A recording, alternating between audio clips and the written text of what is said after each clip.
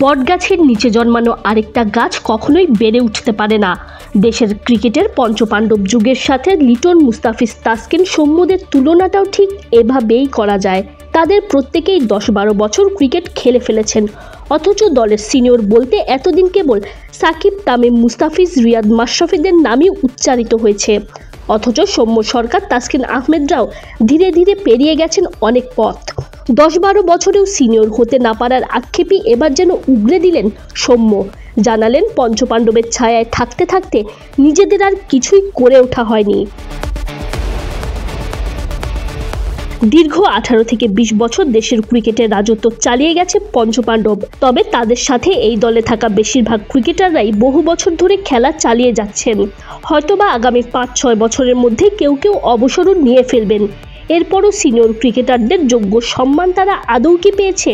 দেশের সংবাদ মাধ্যম আজকের পত্রিকাকে দেয়া এক সাক্ষাৎকারে নিজের আক্ষেপের কথা এভাবেই তুলে ধরেছেন 32 বছর বয়সী সৌম্য সরকার। আমরা আসলে তাদের সঙ্গেই খেলে গেছি।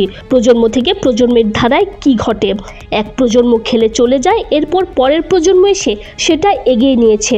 আমাদের ক্ষেত্রে কিন্তু তা হয়নি। তাদের সঙ্গেই আমরা 10-12 বছর খেলে গেছি। আমাদের মধ্যে বিশেষ কিছুই তৈরি হয়নি। তারাই সব ছিলেন। উনারা সিনিয়র, আমরা কখনোই সিনিয়র হতে পারিনি। উনাদের সঙ্গে আমরা যারা এতদিন খেলেছি তাদের ছাড়ারও সময় হয়ে গেছে। এরা অনেক আগেই সিনিয়র হলেও সিনিয়র তকমা কখনোই পায়নি। সৌম্যর এমন আক্ষেপ নিঃসন্দেহেই অনেক প্রশ্নের জন্ম দেয়।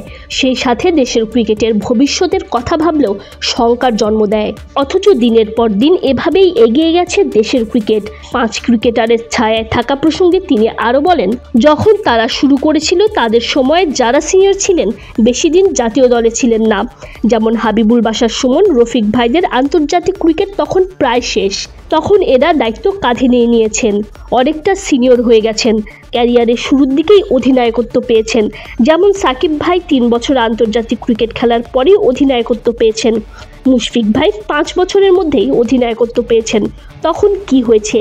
তারা সিনিয়রদের সামলেছেন, জুনিয়রদেরও সামলেছেন। আমাদের ক্ষেত্রে এরকম সুযোগ খুব একটা আসেনি। তিনি আরও বলেন, আমরাও যদি তাদের মতো ক্যারিয়ারের প্রথম কয়েক বছরের মধ্যে অধিনায়কত্ব পেতাম, তাদের পরিচালনা করার সুযোগ মিলত, তখন পরিণত বোধ বাড়ত।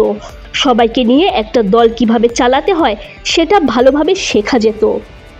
Tanzim Oishi, BD cric time.